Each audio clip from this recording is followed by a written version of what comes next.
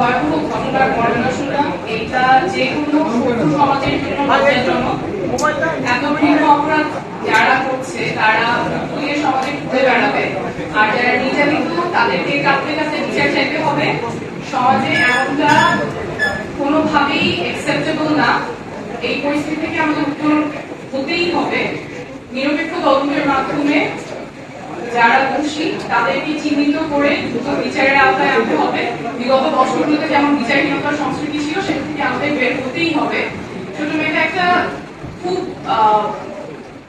খুবই একটা সিগনিফিকেন্ট কথা বলছি, যে বলছিল যে আমি শরীরের মেয়ে হিসেবে বিচার চাই না, আমি চাই বাংলাদেশের একজন সাধারণ নাগরিক হিসেবে যাতে আমার জন্য ন্যায় বিচার হয়।